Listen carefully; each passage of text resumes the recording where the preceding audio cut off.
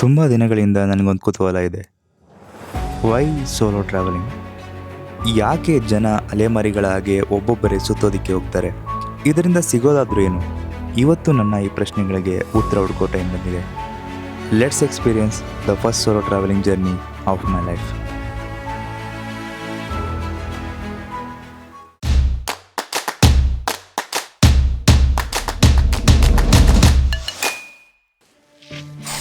Hey everyone, welcome back to another video.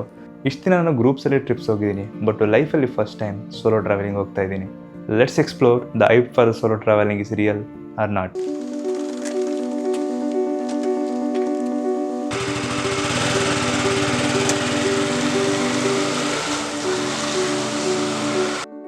ನಾನು usually night ರೈಡ್ಸ್ನ prefer ಮಾಡ್ತೀನಿ. ಯಾಕೆ ಅಂದರೆ ಇದರಿಂದ ಸೇವ್ ಆಗೋ ಎಕ್ಸ್ಟ್ರಾ ಟೈಮ್ನ ರೈಟ್ ಪ್ಲೇಸಸ್ಸಲ್ಲಿ ಸ್ಪೆಂಡ್ ಮಾಡ್ಬೋದು ಅಂತ. ಆದರೆ ಈ ಒಂದು ರೈಡ್ ತುಂಬಾ ಡಿಫ್ರೆಂಟ್. ಯಾಕಂತಂದರೆ I all alone in the soul journey. ಪ್ರತಿಯೊಂದು ಸೋಲೋ ಟ್ರಾವೆಲಿಂಗ್ನ ಹಿಂದೆ ಒಂದು ಉದ್ದೇಶ ಇರುತ್ತೆ. ಇವತ್ತು ನನ್ನನ್ನು ನಾನು ಏನು ಹುಡ್ಕೊಂಡು ಹೋಗ್ತಾ ಇಲ್ಲ. My motive is to capture a ನೀರು in every frame of my travel journey. So ಇದು ನನ್ನ ಸೋಲೋ ಟ್ರಾವೆಲಿಂಗ್ನ ಮೋಟಿವ್. ನಿಮಗೆ ಸೋಲೋ ಟ್ರಾವೆಲಿಂಗ್ ಮಾಡೋದಕ್ಕೆ ಏನು ಮೋಟಿವ್ ಅನ್ನೋದನ್ನು ಕಮೆಂಟ್ ಮಾಡಿ. ಆದರೆ ಈ ಜರ್ನಿ ನಾನು ಅಂದುಕೊಂಡಷ್ಟು ಸುಲಭವಾಗಂತೂ ಇರಲಿಲ್ಲ.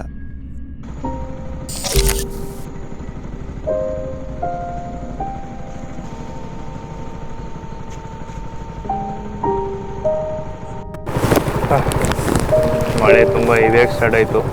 ನನ್ನ ಬ್ಯಾಗ್ ಸ್ವಲ್ಪ ದಪ್ಪ ಇದ್ದಿದ್ದರಿಂದ ರೈನ್ ಜಾಕೆಟ್ ಕೂಡ ಆಗ್ತಾ ಇರಲಿಲ್ಲ. ಹೆಂಗೋ ಕಷ್ಟಪಟ್ಟು ಹಾಕ್ಕೊಂಡು ಹೋಗ್ತಾ ಇದ್ದೀನಿ.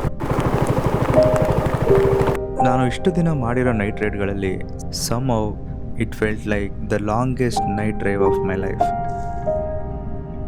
ಆಫ್ಟರ್ ಎ ಲಾಂಗ್ ನೈಟ್ ಕೊನೆಗೆ ಸ್ವಲ್ಪ ಬೆಳಕನ್ನ ನೋಡ್ತಾ ಇದ್ದೀನಿ. ಆ್ಯಂಡ್ ಕೊನೆಗೂ ನಾನು ಕರ್ನಾಟಕದಲ್ಲಿ ಸ್ವರ್ಗದ ಬಾಗಿಲು ಅಂತಲೇ ಕರೆಸಿಕೊಳ್ಳುವ ಕೊಟ್ಟಿಗೆಹಾರನ ರೀಚ್ ಆದೆ. ಕೊಟ್ಟಿಗೆಹಾರನ ಯಾಕೆ ಕರ್ನಾಟಕದಲ್ಲಿ ಗೇಟ್ ವೇ ಆಫ್ ಹೆವನ್ಸ್ ಅಂತ ಕರೀತಾರೆ ಗೊತ್ತಾ? ತೋರಿಸ್ತೀನಿ ನೋಡಿ. ಈ ಕಡೆಗೆ ಹೋದರೆ ಚಿಕ್ಕಮಗಳೂರು ಮತ್ತು ಸಕಲೇಶ್ಪುರ, ಈ ಕಡೆ ಹೋದರೆ ಶಿವಮೊಗ್ಗ, ಕುದುರೆಮುಖ, ಈ ಕಡೆ ಹೋದರೆ ದಕ್ಷಿಣ ಕನ್ನಡ. ಬಿಟ್ಟು ಬಿಡದೆ ಬಂದ ಧಾರಾಕಾರ ಮಳೆಯಿಂದ ಅಟ್ ದಿಸ್ ಪಾಯಿಂಟ್ ನಾನು ಈ ಒಂದು ಡಿಸಿಷನ್ನ ತಗೋಬೇಕಾಯಿತು. This it. ಯಾಕಂದರೆ ಮಳೆ ಬಿದ್ದಿದ್ದ ಕಾರಣ ಫೋನಲ್ಲಿ USB ಪೋರ್ಟು ಹೋಗಿ ಈಗ ಮೊಬೈಲ್ ಚಾರ್ಜ್ ಆಗ್ತಾ ಇಲ್ಲ. ಮತ್ತು ಇಲ್ಲಿ ತುಂಬ ಮಳೆ ಬೀಳ್ತಾ ಇರೋದ್ರಿಂದ ನಾನು ಕ್ಯಾಮ್ರಾನು ಓಪನ್ ಮಾಡೋಕ್ಕಾಗ್ತಾಯಿಲ್ಲ, ನಾನು ಡ್ರೋನು ಕೂಡ ಓಪನ್ ಮಾಡೋದು. ಸೊ ನಾನೇನು ಡಾಕ್ಯುಮೆಂಟ್ ಮಾಡಬೇಕು ಅಂದ್ಕೊಂಡು ಬಂದಿದ್ದೆ ಅದಾಗ್ತಾ ಇಲ್ಲ ಕರೆಂಟ್ಲಿ. ಸೊ ಮ್ಯಾಪು ಇಲ್ಲ.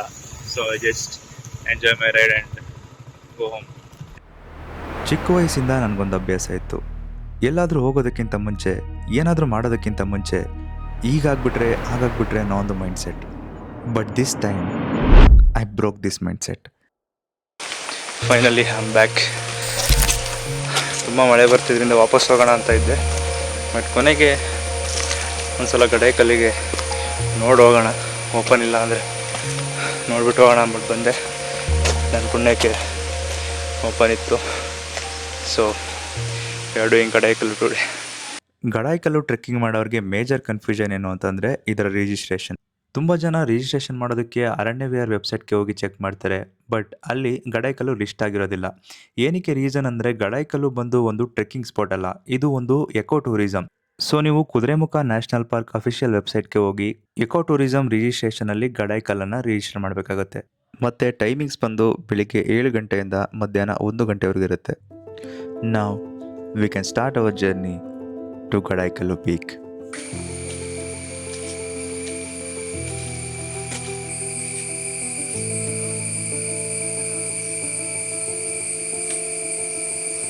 ಸ್ವಲ್ಪ ಸಮಯದ ಕಾಡು ಹಾದಿಯ ನಂತರ ಈ ಟ್ರೆಕ್ನ ಮೊದಲ ವ್ಯೂ ಪಾಯಿಂಟ್ ತೆರೆದುಕೊಳ್ಳುತ್ತದೆ.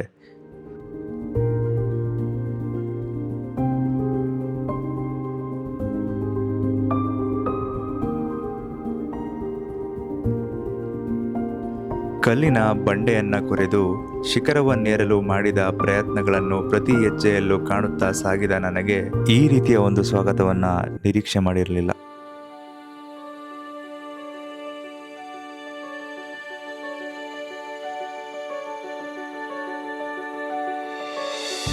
ಗಡಾಯಿಕಲ್ಲು ಯಾವ ರೀತಿಯ ಟ್ರೆಕ್ಕಿಂಗ್ ಪ್ಲೇಸ್ ಅಂದರೆ ನಾವು ಕ್ರಮಿಸುವ ಪ್ರತಿಯೊಂದು ಹೆಜ್ಜೆಗೂ ಇಲ್ಲಿನ ವಾತಾವರಣ ಬದಲಾಗುತ್ತಾ ಸಾಗುತ್ತದೆ.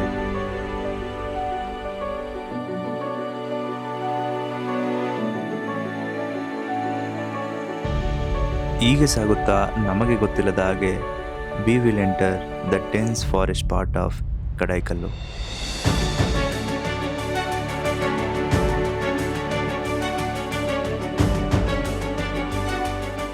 ವಿಷಯ ಏನು ಅಂತಂದರೆ, ಇಷ್ಟು ಸಮಯ ನಾವು ಕಂಡದ್ದು ಕೇವಲ ಒಂದು ಟ್ರಯಲರ್ ಅಂತ ಹೇಳ್ಬೋದು. ಈ ಟ್ರೆಕ್ನ ಪೀಕ್ ಬ್ಯೂಟಿನ ಈಗ ನಿಮ್ಮ ಮುಂದೆ ಇಡ್ತಾ ಇದ್ದೀನಿ.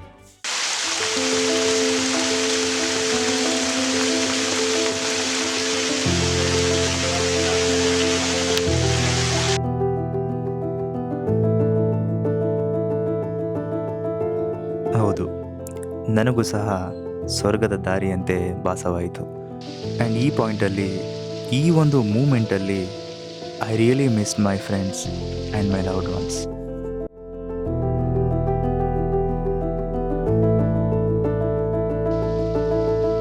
2 ಶತಮಾನಗಳ ಇತಿಹಾಸವನ್ನು ಹೊತ್ತಿರುವ ಈ ಕೋಟೆಯನ್ನು 1794ರಲ್ಲಿ ಟಿಪ್ಪು ಸುಲ್ತಾನ್ ನಿರ್ಮಿಸಿ ತನ್ನ ತಾಯಿ ಜಮಲ್ಬಿಯವರ ಗೌರವಾರ್ಥವಾಗಿ ಜಮಲಾಬಾದ್ ಎಂದು ಹೆಸರಿಟ್ಟನು. ಆದರೆ 1799ರ 4ನೇ ಆಂಗ್ಲ ಮೈಸೂರು ಯುದ್ಧದ ವೇಳೆ ಈ ಕೋಟೆ ಬ್ರಿಟಿಷರ ವಶವಾಯಿತು. ನಂತರ ಕಾಲದ ಹೊಡೆತಕ್ಕೆ ಸಿಲುಕಿ ಈಗ ಅದರ ಅವಶೇಷಗಳಷ್ಟೇ ಉಳಿದಿವೆ. ಆ್ಯಂಡ್ ಫೈನಲಿ ಬೆಟ್ಟದ ತುದಿಯ ದಾರಿಯನ್ನು ತಲುಪಿದ ನನಗೆ ಇವತ್ತಿನ ಕಂಪ್ಲೀಟ್ ಜರ್ನಿ ಒಂದು ಕ್ಷಣ ನನ್ನ ಮನಸ್ಸಲ್ಲಿ ಮೂಡಿತ್ತು.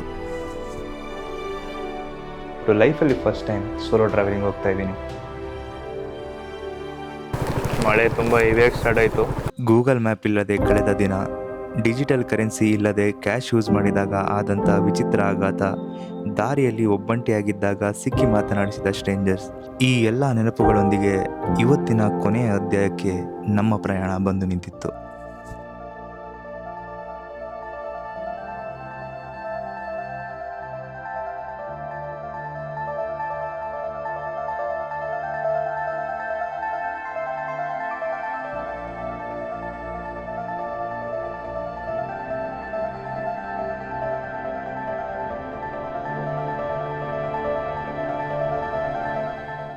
There is a saying that happiness is only real when shared.